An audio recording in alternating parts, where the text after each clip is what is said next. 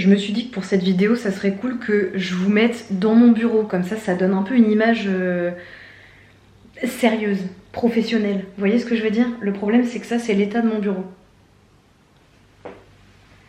Je peux pas vous recevoir dans ces conditions, je veux dire. Là, actuellement, sur mon bureau, on a une carte SD avec du chocolat de Pâques fondu tout autour d'elle. Ça, c'est vraiment top. On a une liasse de billets. Une liasse de billets. Et non, je ne fais pas du trafic d'organes. J'ai simplement vendu un canapé qui ne me servait à rien. Et il faut que je mette ce liquide à la banque. Mais je le procrastine un petit peu. On a ensuite tous mes ticket de caisse pour ma comptabilité. C'est mon comptable qui va être heureux quand je vais tout mettre. On a mon attel que je ne mets jamais. Du lubrifiant. Parce que c'est totalement sa place en fait sur le bureau. Et tout un tas d'autres merdes, voilà. Je range ça et peut-être à un moment je vous reprends pour parler business. Bon, déjà je vous place. Il est bien mon cadre ou pas? Attendez, on fait des essais. Bonjour, je vais vous apprendre à devenir millionnaire en 3 minutes. Quoi? Vous ici? Attendez, je dois d'abord ranger mes gros billets grâce à mes grosses collaborations. Bonjour, je vais vous vendre une formation qui va vous rendre riche. Vous voulez être connu? C'est simple. Bref, je range mon bureau et je reviens, d'accord?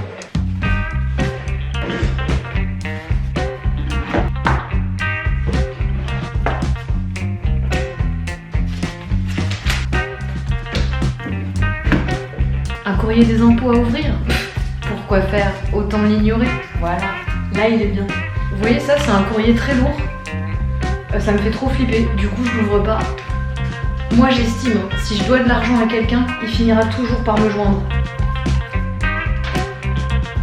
Vous savez ce que je vais faire? Carrément, je vais me faire de la pub.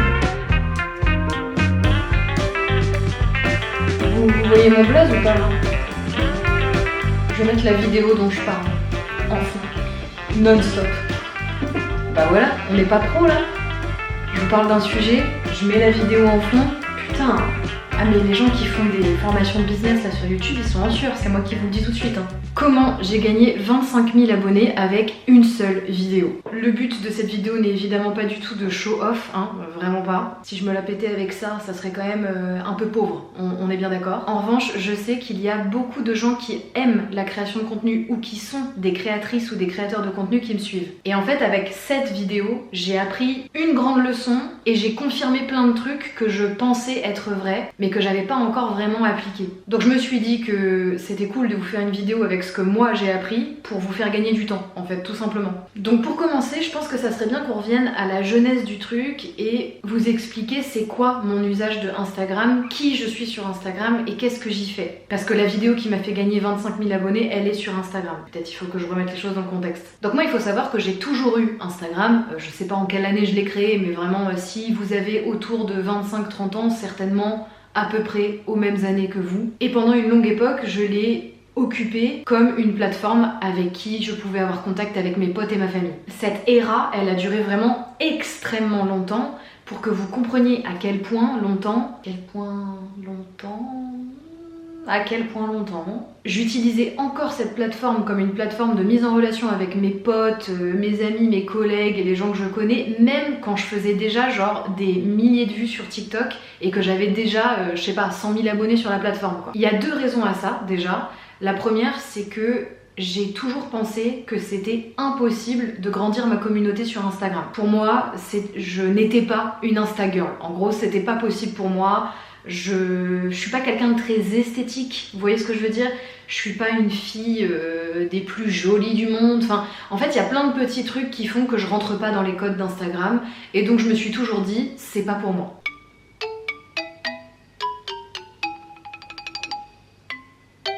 Couplé à ça, le fait que, vu que c'était une plateforme où j'avais tous mes collègues, mes connaissances, des gens que j'avais rencontrés dans la vie, mes amis, ma famille, bah j'avais un peu ce biais de c'est ma petite plateforme, mon petit secret à moi. Et pour autant, mon profil était en mode ouvert, en mode public, vous voyez. Mais j'avais un peu ce truc de si on me trouve, c'est cool. Si on me trouve pas, vraiment, je m'en bats les couilles parce que ça me permet de garder contact avec plein de gens. Et vu que je suis quelqu'un de très nul avec les messages, c'est vrai que les réseaux sociaux, ça peut m'aider soit à me rappeler de répondre à machin, soit juste à continuer d'être en contact avec quelqu'un même si je réponds pas à ses messages. Et puis mon compte TikTok a continué de grandir. Quand je vous dis ça, on dirait que j'ai touché le million, pas du tout, hein, mais voilà, juste j'ai eu une croissance quoi. Et là je me suis rendu compte de deux choses. La première, c'est que les marques vont proposer des cachets de collaboration bien plus importants sur Instagram que sur TikTok, même si tu fais des meilleures perfs sur TikTok. Les marques ne font pas entièrement confiance au taux de conversion de TikTok et elles vont avoir tendance à faire beaucoup plus confiance à Instagram. En gros, j'ai l'impression que tes vues, tes performances et ton engagement est plus intense, plus qualitatif sur Instagram. Après, comme tout, en influence et en social media, c'est pas une science exacte, il n'y a pas de grande vérité. Ce que je vous dis là, ça peut être vrai à un instant T, faux le lendemain. Pas de malaise.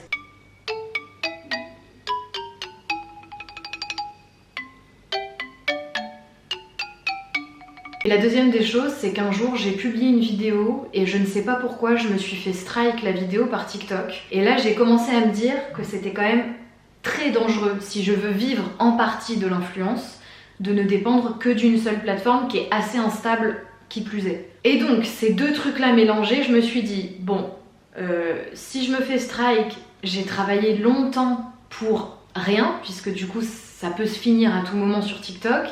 Et en plus de ça, je me prive d'une rentrée d'argent qui soit est doublée, soit au moins plus importante, grâce à une nouvelle plateforme. Les deux mélangés font que je me suis dit, il faut vraiment que je commence à augmenter ma fanbase sur Instagram. Et donc là, c'est procéder à un long voyage où à chaque fois que je faisais une vidéo TikTok ou à chaque fois que je faisais un live TikTok, j'essayais d'emmener les gens sur ma plateforme Instagram pour pouvoir sécuriser tout ça. Pareil là-dessus, aucun secret, c'est quelque chose que je disais même quand je l'annonçais dans mes lives par exemple, j'ai expliqué pourquoi c'était important pour moi, etc. Vraiment, il n'y a aucune honte à vouloir avoir plus de communauté sur une plateforme ou une autre. En gros, il n'y a aucune honte de vouloir vivre de l'influence au global. Tant que vous expliquez les choses à votre communauté et que vous êtes honnête, je vois pas le problème, personnellement. Sauf que j'ai eu énormément de mal à faire migrer ma communauté de TikTok sur Instagram. Je pense qu'il y a plein de choses qui peuvent expliquer ça. Ça sera peut-être le sujet d'une autre vidéo parce que j'ai essayé de l'analyser. Mais voilà, le truc à retenir, c'est que j'ai vraiment eu énormément de mal. Et en vraiment travaillant, répétant, j'ai eu très difficilement 10 000 abonnés quoi. Et là, je vous parle de plusieurs mois de répétition à la sueur de mon front, etc. Et donc à un moment, il a bien fallu que je prenne du recul, que je me pose et que je me dise comment c'est possible de grandir sur TikTok et de pas réussir à grandir sur Instagram. Pourquoi ma communauté veut pas me suivre et en gros, qu'est-ce que je fais mal? Parce qu'il y a forcément quelque chose que je fais mal. Et en fait, peut-être Lola, il fallait voir la vérité en face. Comment veux-tu gagner des abonnés si tu ne postes pas? Petite question comme ça. En effet, il y a un moment où j'ai pris du recul et où en fait je me suis avoué quelque chose que j'avais du mal à m'avouer, c'est que je postais 10 fois moins sur Instagram que sur TikTok. En fait, il y a énormément de sujets ou de vidéos ou de façons de poster sur TikTok que je ne voulais pas refaire sur Instagram pour de multiples raisons. La première, je ne voulais pas reposter le même contenu. Je me disais, oh non, vas-y, c'est pas cool, je me répète, il faut vraiment que j'ai une stratégie Instagram et une stratégie TikTok. Quelle erreur. La deuxième, je ne voulais pas poster certains contenus simplement parce que j'avais honte. C'est-à-dire qu'en gros, sur TikTok, quand je me suis lancée, je connaissais personne. C'est un petit peu comme si je rentrais dans un nouveau pays, vous voyez. Je me suis dit, je connais personne, je peux devenir qui j'ai envie d'être et je m'en fous de qui me jugera parce que je connais pas les gens. Il n'y a pas ma famille, il n'y a pas mes amis, je peux y aller, c'est YOLO quoi. Sur Instagram, vu que j'avais une base qui était composée de gens qui me connaissent depuis des années, j'avais ce truc de j'ai pas envie qu'ils aient accès à certaines vidéos, j'ai pas envie qu'ils aient accès à certains sujets que je vais aborder, j'ai pas envie qu'ils voient que je fais des vidéos franchement à la zob. Il y a ce truc aussi, vous voyez, de performance, je veux pas paraître pour une meuf qui sait pas faire. Et j'avais aussi ce truc de j'ai pas envie de les spammer. En fait, je me disais vraiment, c'est des gens que je connais depuis longtemps, si tous les jours ils me voient apparaître sur leur fil d'actualité, ils vont plus pouvoir voir ma gueule quoi. Très dur à dire comme phrase apparemment. Et la troisième raison qui est liée un peu à la raison 2, c'est que j'avais ce truc de mais sur Instagram il faut que ce soit beau, il faut que ce soit esthétique, il faut que ce soit travaillé, il faut que ce soit parfait. Là où TikTok je peux poster tout ce que je veux comme je veux, un peu comme une story et on s'en bat les couilles. Bon, les trois c'était une erreur et grosso modo j'ai mis énormément de temps à déconstruire tout ça. Typiquement pour le troisième point sur il faut poster du beau etc.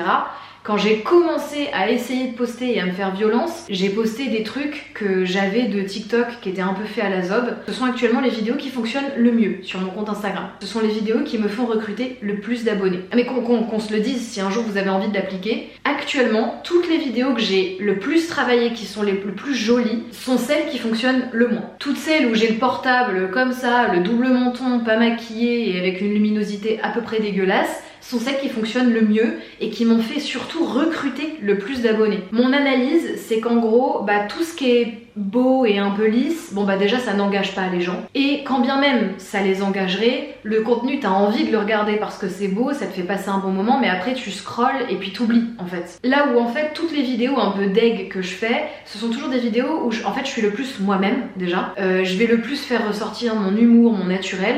Et surtout, je vais dire des choses qui peuvent être soit très engageantes, soit clivantes, soit qui servent à quelque chose. Donc forcément, je pense que ça pousse les gens à au moins cliquer sur mon profil et s'abonner potentiellement. Pour ce qui est de la famille, des amis, etc., la honte et tout, en fait, je me suis juste dit, si je passe ma vie à ne pas faire un truc par peur du regard des autres, parce qu'en fait c'est véritablement ça, c'est la peur du regard des autres, du jugement, de les faire chier, etc. En gros, si je passe ma vie à pas faire parce que je veux m'excuser au cas où je ferais, en fait je vais juste rien faire de ma vie, c'est pas possible. Donc un jour, je me suis bougé le cul et j'ai juste posté beaucoup plus régulièrement, notamment des reels. Donc en gros, grosso modo, je prenais toutes mes vidéos TikTok et je l'ai posté sur Instagram. On en revient du coup au premier point où je vous disais ah ouais je voulais 2 strates différentes. Non. Pourquoi? Simplement parce qu'en fait ça prend tellement de temps de faire une vidéo par jour sur TikTok.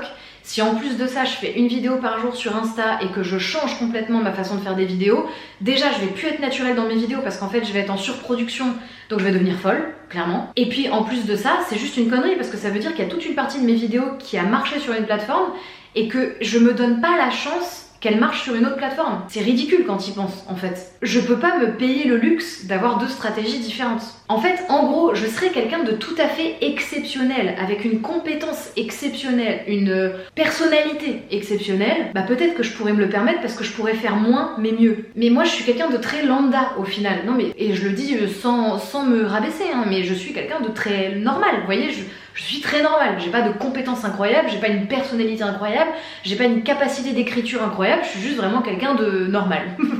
Bon cette normalité, elle me demande de faire du coup de la quantité, puisque je peux pas faire de la méga qualité ou de l'exceptionnel. Je vais utiliser la quantité que j'ai fait sur TikTok pour la mettre sur Instagram. Il y a un moment, ça serait trop bête de me priver de ça. Il faut bien que je puisse réutiliser le travail déjà fait. C'est le principe de l'efficience quoi. Et puis j'ai envie de vous dire, comme tout bon entrepreneur, si un travail peut me servir plusieurs fois, moi je suis très contente. Vraiment. Oui, il y a un petit côté feignasse aussi, on va pas se le cacher. Donc pendant quelques semaines, je me mets à poster un petit peu plus de contenu, mais toujours pas tout le contenu. D'ailleurs, à l'heure où je vous parle, je ne poste toujours pas tout mon contenu TikTok sur Instagram, pour de multiples raisons que j'aborderai plus tard dans une autre vidéo. Vraiment, on s'en fout, c'est pas le sujet. Et un jour, il se passe quelque chose, et quand je vous dis ça, du coup, j'atteins à peu près les 15 000 abonnés, ce qui est déjà énorme à mes yeux pour l'époque. J'étais vraiment déjà en mode waouh, ok. Parce qu'il faut savoir que moi je suis restée à 3000 abonnés, bloquée à ce chiffre pendant, je pense, des années. Honnêtement, pendant des années, j'ai eu 3000 abonnés.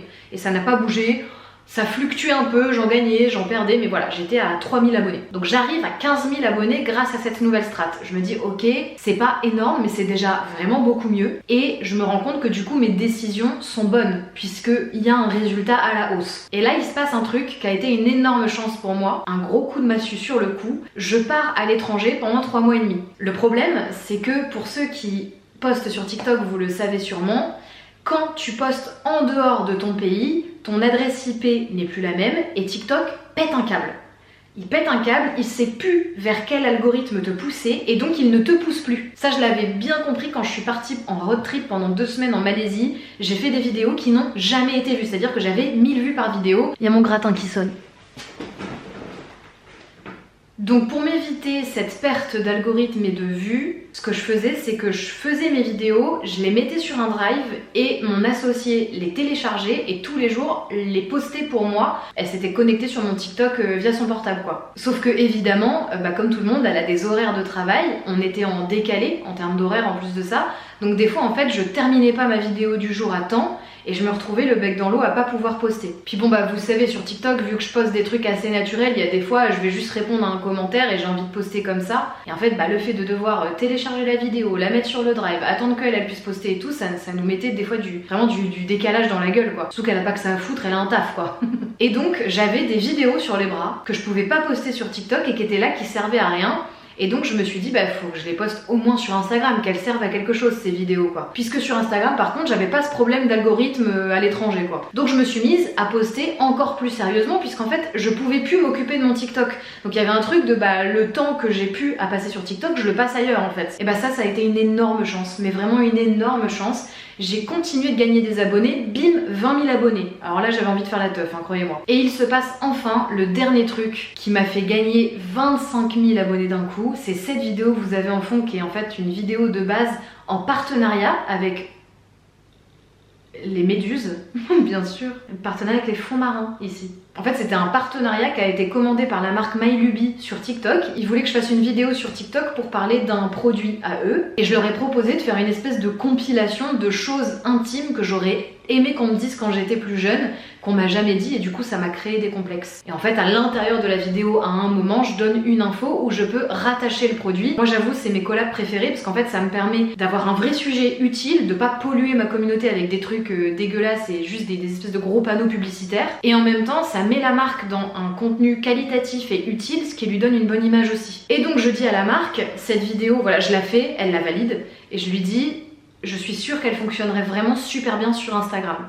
Et la marque me répond qu'ils veulent vraiment que ce soit uniquement sur TikTok pour voir à quel point la communauté TikTok s'apprend avec leurs produits. Mais moi la vidéo je l'aime vraiment bien et je sens qu'elle a du potentiel. Donc pour ne pas déranger les objectifs de la marque tout en servant mes intérêts, je me dis bah je vais couper le partenariat, je garde la vidéo parce qu'elle a du sens en fait sans le partenariat, et je la poste sur Instagram. Et c'était très dur pour moi d'accepter de la poster sur Instagram parce que c'est une vidéo où je parle un peu de sexualité, on va dire, et parler de ça sur une plateforme où j'avais du mal à poster parce que je voulais pas affronter le regard de ma famille, enfin il y a mes cousins qui me suivent et tout, tu vois. Je me disais oh là là, donc c'était très dur pour moi d'accepter de la poster, mais en même temps je sentais qu'elle avait du potentiel. Ne pas la poster m'aurait créé beaucoup plus de regrets que la poster et qu'elle fasse un flop. Donc je la poste, et en je crois 3-4 jours elle fait 1 million de vues, et en vraiment quelques jours à peine je gagne 15 000 abonnés. Je me suis peut-être trompée sur les chiffres, peut-être qu'à ce moment là j'étais pas à 20 000 abonnés mais que j'étais toujours à 15 ou 16 000 abonnés, enfin il y a peut-être des chiffres qui sont pas totalement exacts, là je me perds peut-être un peu. Mais donc voilà, je gagne ces 25 000 abonnés en très peu de temps, et pour moi c'était hyper important de passer la barre des 30 000 abonnés sur Instagram. Je sais pas pourquoi, je pense qu'en fait je me suis toujours dit que c'était impossible pour moi, donc il y avait un truc de 30 000, ça représentait un chiffre incroyable, mais en travaillant dans l'influence je me rends bien compte aussi que quand ton compte il dépasse les 30 000 abonnés, les marques ont tendance à te considérer de façon beaucoup plus sérieuse, que ce soit pour t'inviter à des événements, te proposer des expériences, t'envoyer des choses ou collaborer avec toi monétairement. À 30 000 abonnés, tu passes un stade où on te considère beaucoup plus comme une créatrice de contenu, et pas comme juste quelqu'un d'un peu influent qui a eu de la chance ou je sais pas, une espèce de petite personnalité publique, etc. Il y a un truc, je sais pas comment vous dire, c'est plus concret quoi pour les marques.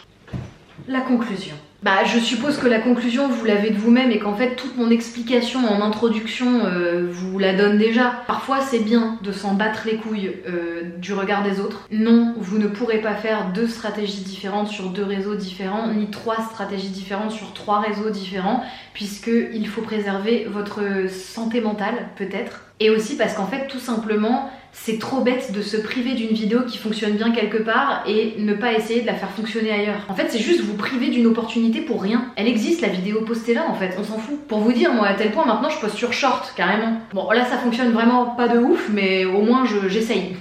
En fait l'expression sur un malentendu elle a jamais autant pris tout son sens, en gros.